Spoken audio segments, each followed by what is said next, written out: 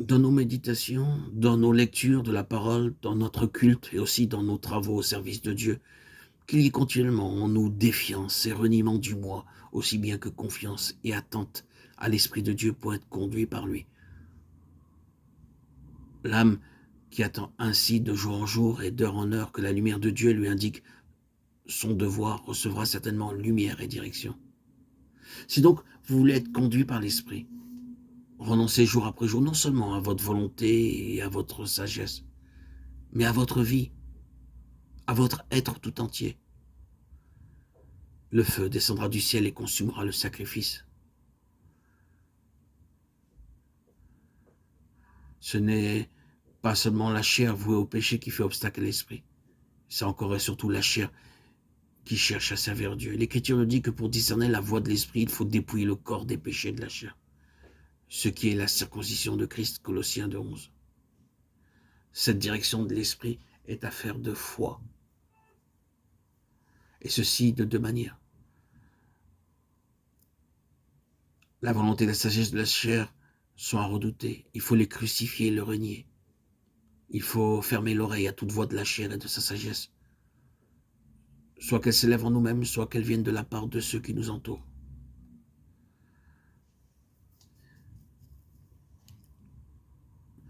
La lumière du Saint-Esprit commencera à nous éclairer quand nous apprendrons à dire avec confiance et avec foi et assurance, le Saint-Esprit est en moi. Et il fait là son œuvre. La présence de l'Esprit en nous est le couronnement de la rédemption. C'est là ce qu'il y a de plus spirituel et de plus impénétrable dans le mystère de la divinité. C'est donc ici plus que jamais que la foi est nécessaire. La foi, c'est la faculté que possède notre âme de reconnaître ce qui est invisible et divin, de recevoir l'impression de la présence de Dieu.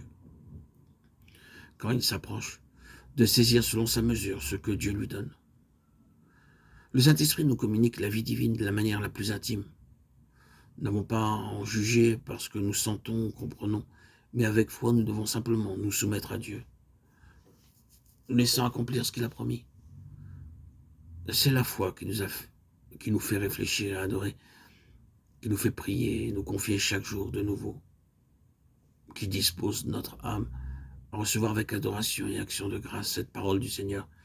Il sera en vous. Jean 14, 17.